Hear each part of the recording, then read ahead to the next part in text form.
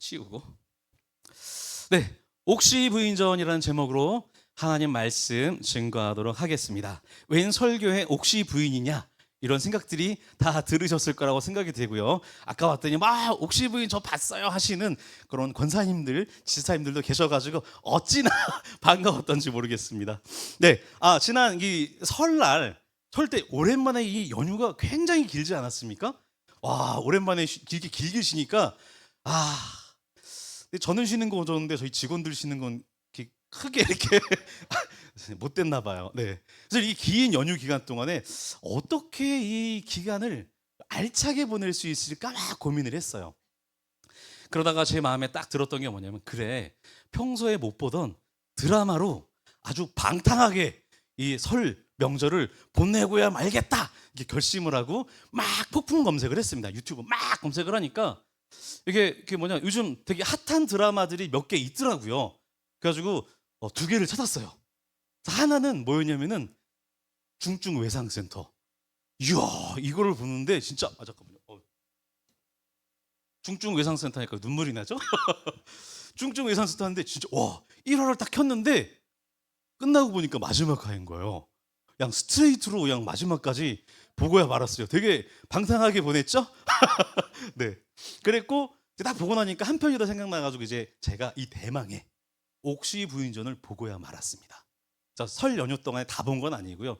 장장 2주에 걸쳐가지고 토막토막 내가지고 봤는데 너무 재밌는 거예요.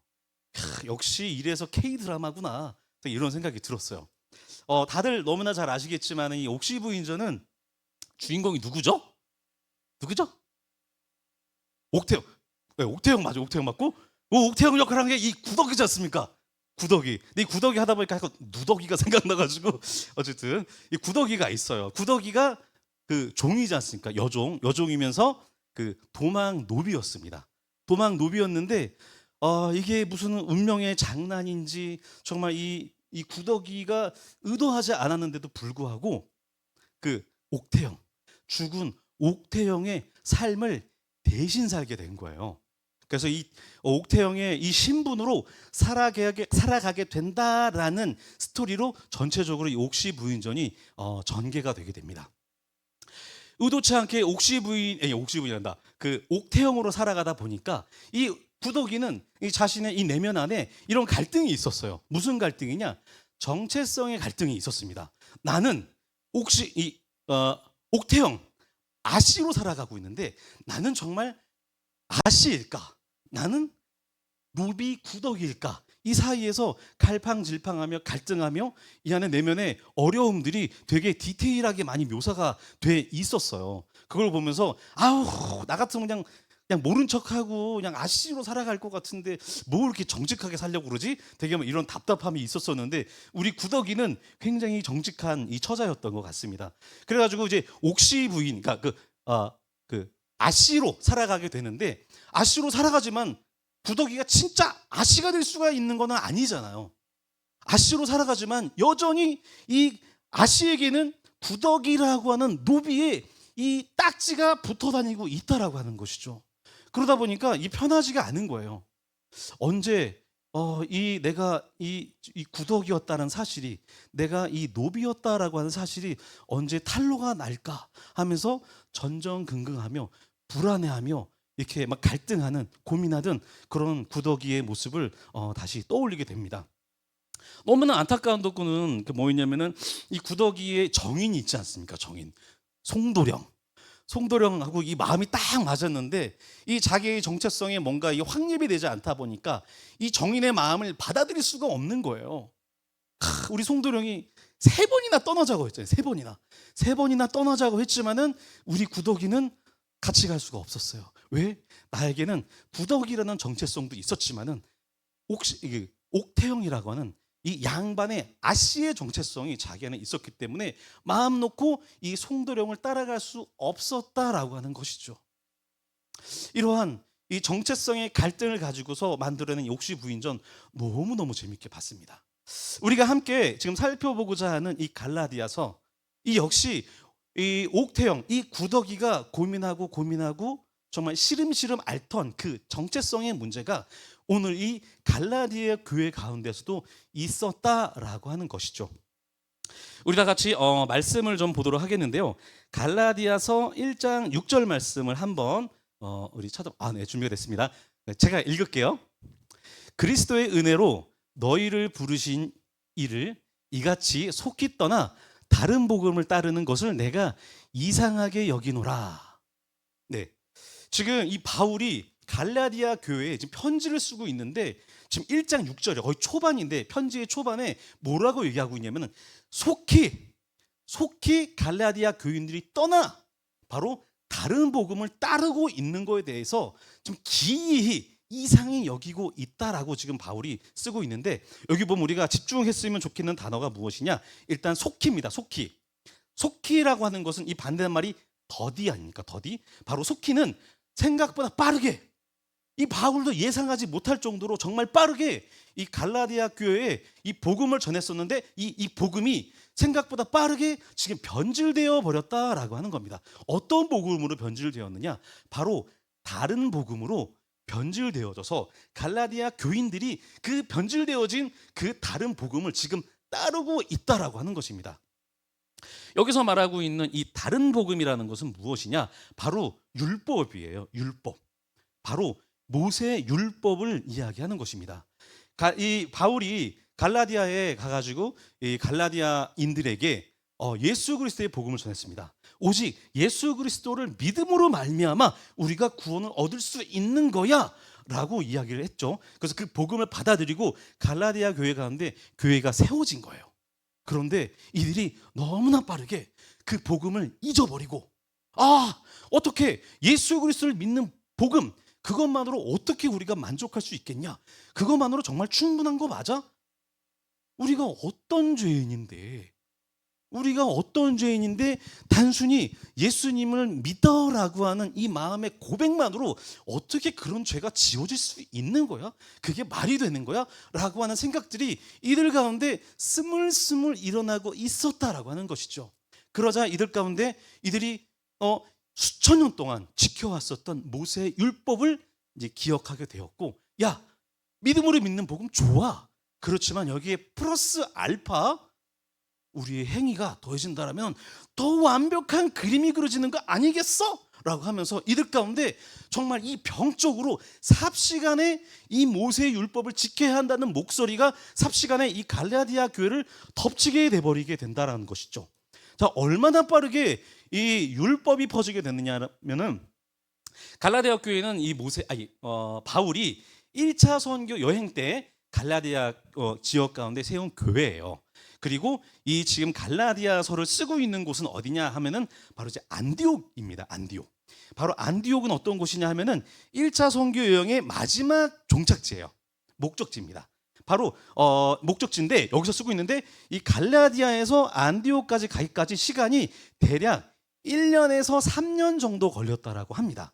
물론 다르게 얘기하고 있는 신학자들도 있지만은 대부분의 신학자들은 한 1에서 3년 정도 걸렸다라고 얘기하고 있어요. 네, 그것으로 미루어 보아 이 갈라디아 교회 가운데 다른 복음으로 완전히 예수의 복음이 변질되어 버리는 데까지는 길어야 3년밖에 걸리지 않았다라고 하는 것이죠. 어떻게 이렇게 이 다른 복음으로 그렇게 귀에 못이 박히게 수천 번을 얘기했건만 바울이 떠나갔고 3년 만에 이렇게 율법이 아니라 이제는 예수의 은혜의 시대라고 얘기했는데 어떻게 율법이 다시 한번 이들 마음 가운데 이렇게 독사같이 이런 그 율법이 자리를 잡게 됐는지 이 바울의 마음이 정말 너무나 무너졌을 것이다라고 하는 것입니다. 정말 그 마음을 이 갈라디아서 1장 6절의 말씀에 보면은 이상히 여기노라라고 바울이 그 마음을 지금 표현을 하고 있는 것이죠. 자, 이제 그러한 갈라디아 교회를 향해서 오늘 바울이 이제 구구절절 갈라디아서를 써내려가고 있습니다. 막 써내려가면서 오늘 우리가 읽었던 본문인 갈라디아서 4장 그 말씀 중에 1절, 2절, 4절 말씀이 있는데 이 마음을 한번 좀 이렇게 이 구절을 좀 올려주십시오. 없나요? 네. 제가 여기 본문을 좀 읽어드리겠습니다. 갈라디아서 1절, 2절, 4절 말씀. 내가 또 말하노니 유업을 이을 자가 모든 것의 주인이나 어렸을 동안에는 종과 다름이 없어서 그 아버지가 정한 때까지 후견인과 청지기 아래 있나니 때가 참에 하나님이 그 아들을 보내사 여자에게서 나게 하시고 율법 아래 나게 하신 것은 이라고 하면서 이 지금 다른 복음으로 지금 변질되어져 버린 이 갈라디아 교인들에게 이 복음이 어떤 복음인지를 지금 정말 애통하는 마음으로 지금 이 편지를 써 내려가고 있는 것입니다. 지금 방금 우리가 읽은 이 본문은 기준이 되는 이 단어가 있는데 바로 때라고 하는 단어가 있어요. 2절 말씀에 뭐라고 나와 있냐면은 그 아버지가 정한 때가 나오고 4절에 또 때가 참에라고 이제 바울이 쓰고 있는데 2절에서 얘기했었던 하나님의 정한 때와 지금 4절에 나와 있는 때가 참의 때가 같은 때예요. 바로 이 때가 어떤 때냐? 바로 4절 때가 참에 하나님이 그 아들을 보내사. 자, 여기서 그 아들이 누구일까요? 예수님이에요. 예수님. 하나님께서 때가 되매 하나님께서 정하신 때가 있었는데 그 때가 되매 하나님께서 자신의 아들이신 예수 그리스도를 이 땅 가운데를 보내셨다라고 하는 것이죠. 바로 이 하나님께서 정하신 이 때를 기준으로 해서 이 전과 이 후로 나뉘어지게 되는데 이 전은 바로 어떤 세대냐? 바로 율법의 종노릇을 하고 있는 때입니다. 바로 우리의 정체성이 어떤 정체성이냐? 바로 죄의 노예, 율법의 노예로 살아가고 있는 마치 구더기 같은 여종 구더기와 같은 율법의 노예와 같은 정체성이었다라고 하는 것이죠. 근데 이 하나님께 정하신 때가 되자 하나님께서 예수 그리스도를 보내심으로 말미암아 우리의 정체성이 구더기와 같은 노비에서 바로 바뀌었다라는 것이죠. 바로 어떤 정체성이 됐습니까? 우리의 정체성이 바로 무엇이냐? 하나님께서 하나님 나라의 유업을 이어받을 수 있는 자, 바로 상속자, 하나님의 자녀가 되는 신분으로 우리를 불러주셨다라고 하는 것이죠. 이전에 있었던 이 율법의 노예 그리고 우리를 불러주신 하나님의 자녀, 이것은 마치 구더기가 양반 가문의 아씨의 이 정체성으로 바뀐 것하고는 다릅니다. 무슨 말이냐면은 구더기는 분명히 양반 아씨의 삶을 살아가고 있지만 양반이 아니에요. 양반처럼 살아가고 있을 뿐인 것이지 겉은 양반이지만 속은 구더기라는 거죠. 본질상 구더기는 구더기예요. 그렇지만 하나님께서 우리의 신분을 바꾸신 바로 그 역사하심은 어떤 역사하심이냐면은 완전한 율법의 노예였던 우리를 100% 리얼 순수 99.9%가 아니라 100% 리얼 율법의 노예였었던 우리를 완전히 순수한 100% 하나님의 자녀로 바꿔주셨다라고 하는 거죠. 이거는 누가 인증하는 겁니까? 우리가 인증하는 겁니까? 목사님이 인증해 주시는 건가요? 장로님이 인증해 주시는 건가요? 아니에요. 바로 하나님께서 인증해 주시는 거예요. 왜? 어떻게 해서? 하나님이 그렇게 하셨으니까. 하나님이 그렇게 하셨기 때문에 우리는 100% 리얼 하나님의 자녀이며 하나님의 이 유업을 이어받을 자이고 바로 상속자의 신분이 되었다라고 하는 것입니다. 이거에 대해서는 그 누구도 토를 달 수가 없어요. 어떤 자에게? 예수 그리스도 복음이 나에게 진짜가 되는 사람들에게 이거는 그 누구가 이거에 대해서 토를 달 수 없다라고 하는 것입니다. 자, 구약 시대 바로 이 율법의 노예에 살고 있었던 유대인들에게 하나님이라고 하는 분은 어떤 분이었을까요? 굉장히 좀 이렇게 엄격하시고 또 무서우시고 가까이 하기엔 너무 이렇게 부담스러운 존재였을 거예요. 자, 보시면 아시겠지만은 자, 하나님이 이 구약 시대에 한번 나타나셨다 하면은 장난 아닙니다. 막 하늘에서 막 불기둥이 쏟아져요. 하나님이 한번 임재하셨다 하면은 불기둥 쏟아지지, 막 지진 막 일어나고 막 다 부서지고 막 광풍이 부는 역사가 일어나요. 하나님이 한번 임재하셨다면, 하나님이 임재하시면 완전히 자연재해예요. 자연재해. 그리고 야곱이 야복강가에서 천사와 씨름을 하고 이겼지 않았습니까?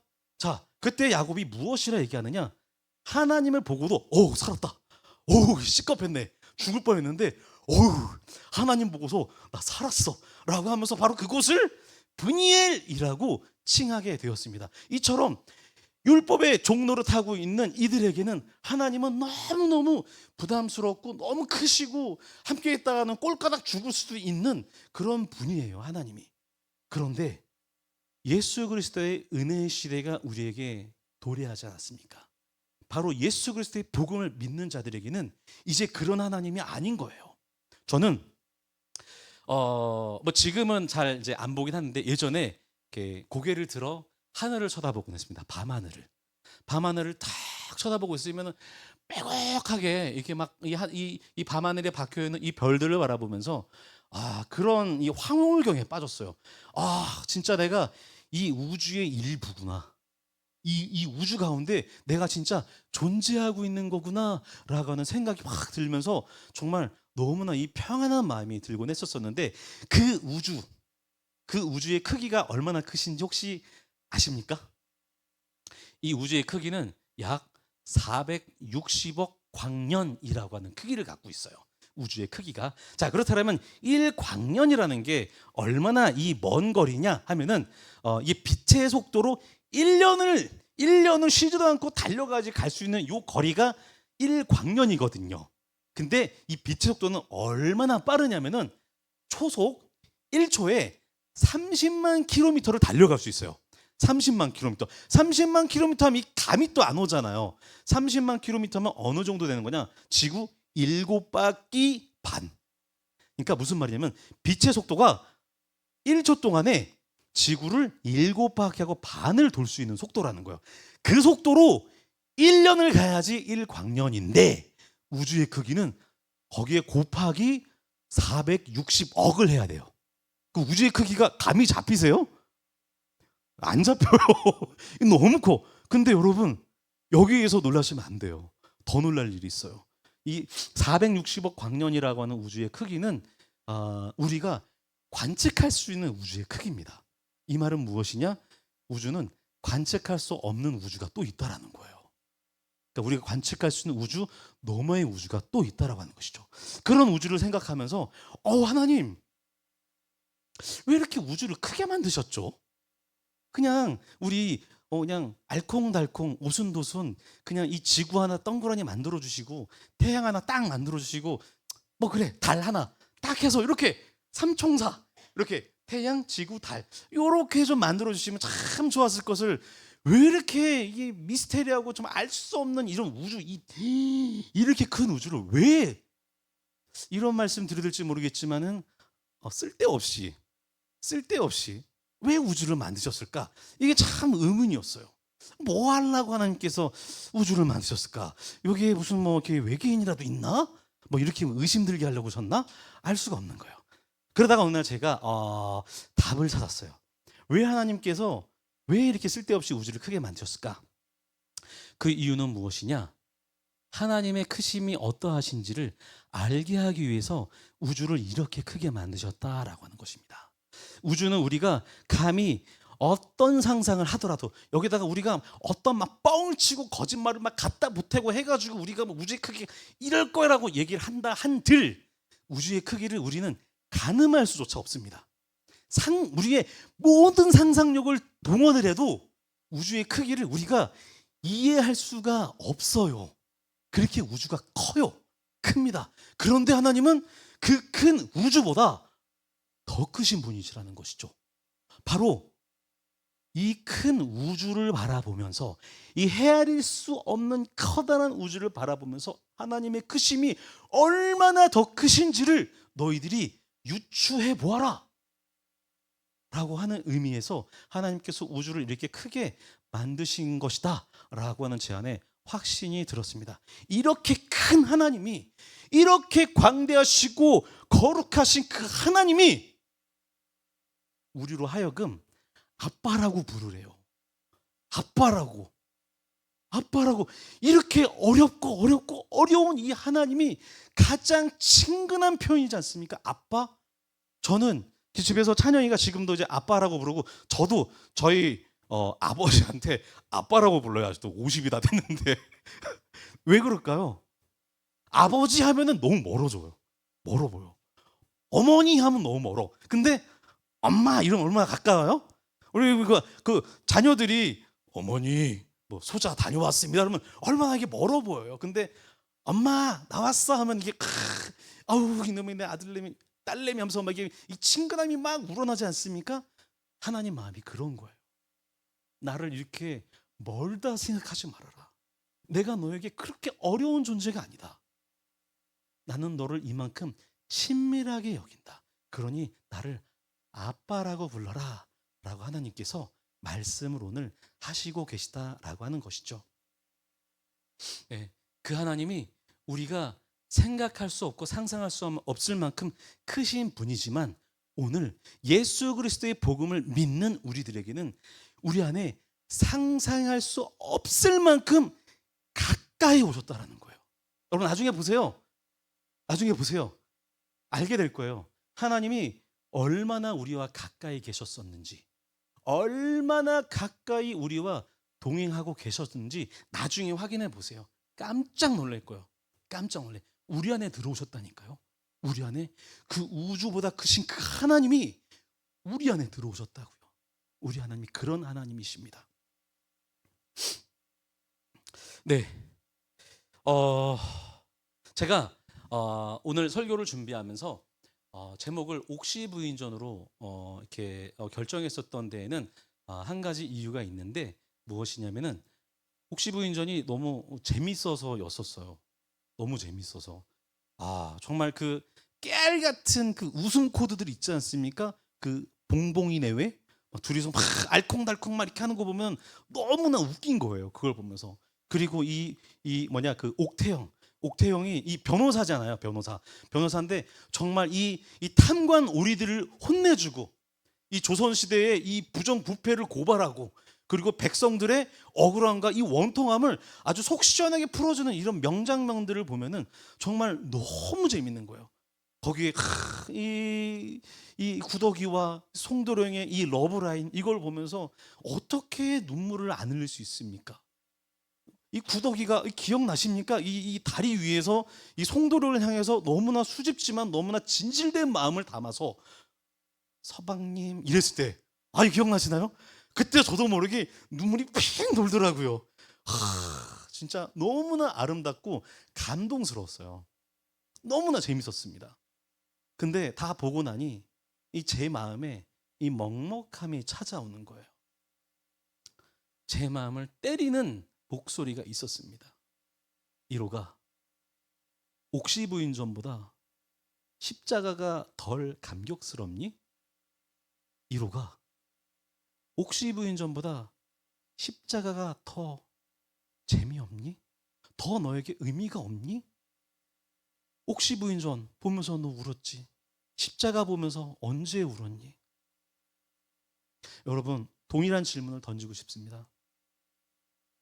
우리 언제 최근에 십자가 앞에서 울어보셨습니까? 언제 십자가 앞에서 감격해 보셨습니까?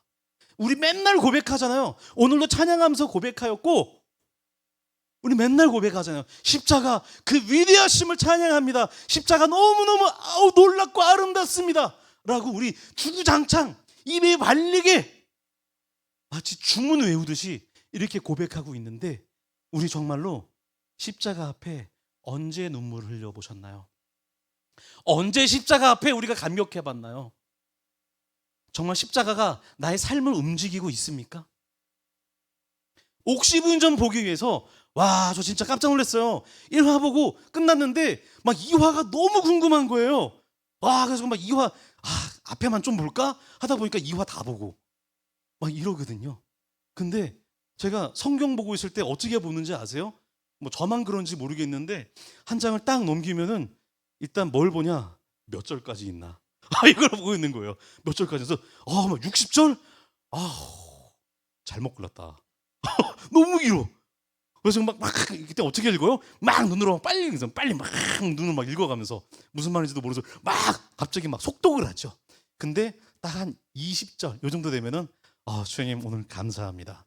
오늘은 제가 열심히 읽어보겠습니다 하면서 20절 되는 그 짧은 본문을 또 정성스럽게 읽고 하는 그 모습을 바라보면서 나는 이 성경의 다음화, 다음 장에 대해서 이렇게 소망하고 기대하면서 성경을 보고 있을까?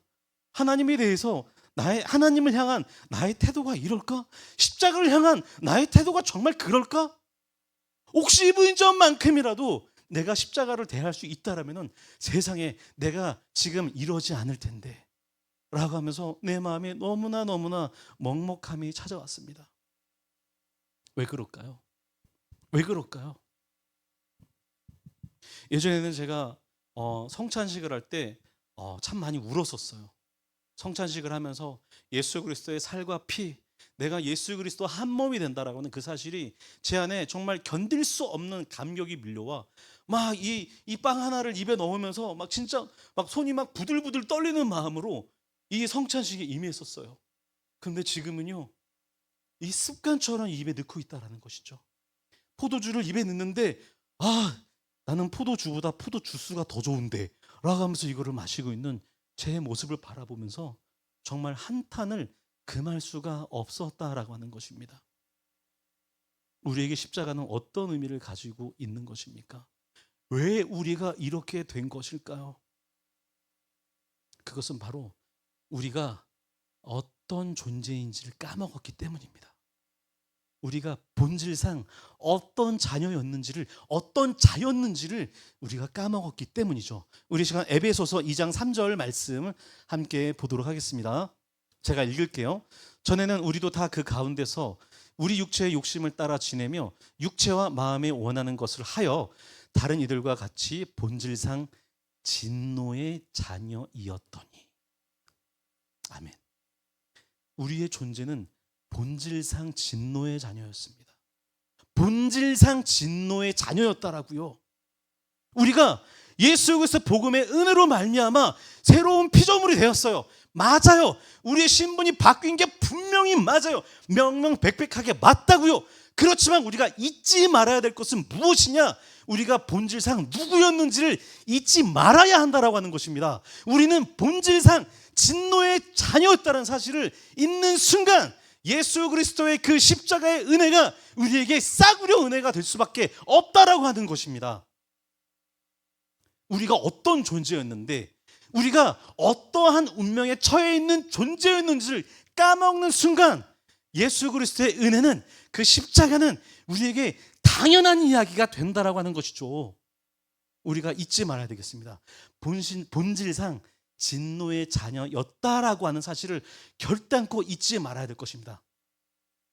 바울이 자기의 정체성에 대해서 이렇게 쭉쭉쭉 이야기하지 않습니까? 고린도 전서에서는 자기의 정체성에 대해서 누구와 비교를 하냐면은 사도들과 비교를 합니다. 사도와 비교를 하면서 나는 사도들 중에 가장 작은 자다라고 이야기를 하죠. 그리고 에베소서에 와가지고는 바울이 자기를 누구라 이야기하냐면 나는 성도 중에 가장 작은 자다. 비교의 대상이 누구예요? 성도와 비교를 하고 있습니다. 그러다가 인생의 말년 디모데 전서에 와서는 바울이 자기의 정체성에 대해서 누구라고 고백을 하냐면 너무나 잘 아시죠? 뭐라고 얘기하죠? 죄인 중에 괴수다. 죄인 중에 괴수다. 누구와 비교를 하고 있습니까? 이젠 성도랑 비교를 안 해요. 나는, 내 수준은, 나의 존재는 죄인들과 비교를 해야 됩니다. 그러면서 죄인 중에 괴수다. 이 괴수가 영어로는 어떻게 되느냐? worst로 되어 있습니다. worst. 무슨 말이냐? 나는 죄인 중에 최악입니다. 죄인 중에서 가장 많은 죄인, 가장 더러운 죄인입니다라고 바울은 자기 자신을 그렇게 이야기하고 있습니다. 바울이 시간이 지나가면서 많은 죄를 지어서 그럴까요? 바울이 나는 죄인 중에 괴수입니다라고 얘기할 때 바울이 무슨 사람을 죽여서 그랬을까요? 아니요. 바울은 시간이 지나면서 하나님의 은혜가 내 안에 임하면 임할수록 내가 하나님 앞에 어떤 존재인지를 상기했다라고 하는 것입니다. 기억했다라는 것입니다. 알게 됐다라는 것이고 깨닫게 되었다라는 것이에요. 예수 그리스도의 은혜가 내 안에 임하면 임할수록 내가 얼마나 하나님 앞에 어떠한 존재였었는지를 바울이 깨달아 알아갔다라고 하는 것이죠. 여러분, 여름이면은 이렇게 막 물놀이 많이 하잖아요. 물놀이 하는데 여러분들 여러분들이 물에 빠졌어요. 물에 빠져서 이 급류에 막 휘말려 가고 있는 겁니다. 급류에 휘말려 가면 막 이제 숨이 꼴딱꼴딱 넘어가고 이제 막 내가 이제 이렇게 힘을 어떻게 버틸 수 있는 그 순간을 넘어서면은 이제 숨을 쉬게 되면 막 물이 막 코로 들어오고 입이 들어오면서 뭐 그런 기억 있으시죠? 막 숨이 막히면서 막 진짜 죽을까 말까 살 수도 있지 않을까라면 마지막 그 희망까지 놓아버렸을 때 진짜 난 여기서 내 인생 여기서 끝이구나. 여기서 하직하는구나. 진짜 이제 죽는 게 그냥 저 멀리에 있는 이야기가 지금 이 순간이 내가 죽는 이 순간이다라고 느끼고 있을 때 그 어떤 사람이 급물살에 뛰어들어가지고 여러분을 구한 거예요. 진짜 간신히 여러분들을 이 땅으로 밀어내고 자기도 빠져나와야 되는데 미처 빠져나오지 못하고 급류에 휘말려 죽은 겁니다. 여러분들 10년이 지났어요. 나를 살리고 죽은 그 사람을 생각할 때 그럴 수도 있는 거 아니야? 그래, 뭐 고마운 일이긴 하지. 이러한 마음이 우리 안에 들 수 있을까요? 진짜 죽을 뻔했다. 진짜 죽는 거였는데 그리고 이 사람은 진짜 나 때문에 죽었어요. 진짜 나 때문에 죽었단 말입니다. 근데 그 사람의 그 은혜에 대해서 우리가 감격하지 않을 수 있을까요? 그 미안한 마음이 사라질 수 있을까요? 정말 그 가족들을 1년에 한 번씩 찾아가면서 정말 그 미안한 마음에 정말 눈물을 흘리며 정말 감사의 마음을 표현하고 정말 내가 정말 그 나를 살려주신 그 은인을 생각하면서 내 인생 정말 똑바로 살겠습니다. 정신 차리고 살겠습니다. 라고 하는 다짐을 하며 살아가지 않을까요? 하물며 우리를 위해 예수 그리스도가 죽으셨습니다. 우리를 위해서 예수 그리스도가 죽은 척 하신 것도 아니에요. 진짜 죽으셨습니다. 우리의 존재는 정말 죽어야 하는 존재였어요. 정말 멸망해야 하는 존재였다라고 하는 것입니다. 그러한 우리의 존재를 예수 그리스도가 우리를 대신해서 죽은 척이 아니라 진짜 죽으시고 정말 멸망당하셨다라고 하십니다. 그런데 이 이야기가 우리에게는 나의 목숨을 살려준 그 은인의 이야기보다도 못한 이야기로 전락되어 버린 것은 아닌지 정말 우리 마음이 너무 안타깝다라고 하는 것입니다. 네, 이 하나의 예화를 들면서 오늘 말씀을 마치도록 하겠는데요. 굉장히 유명한 목사님이 계십니다. 스펄전 목사님이 계세요. 스펄전 목사님은 날마다 십자가 앞에 나아가 감격의 눈물을 흘리며 이제 감사하는 마음을 표현했었던 너무나 유명한 목사님이에요. 어떻게 365일 십자가 앞에서 저렇게 눈물이 마르지 않을 수 있을까? 너무 궁금해서 어떤 사람이 스펄전 목사님 찾아가서 물어봤다라고 합니다. 목사님, 어떻게 그러실 수 있어요? 오늘도 십자가의 은혜에 감격함으로 이렇게 눈물을 흘리시는 겁니까? 라고 물어봤더니 스펄전 목사님이 뭐라고 말씀하셨냐? 아니요, 그러지 않습니다. 저는 오늘 십자가 앞에 섰는데 아무것도 느낄 수 없어요. 십자가 앞에 섰는데 아무런 감격도 없어요.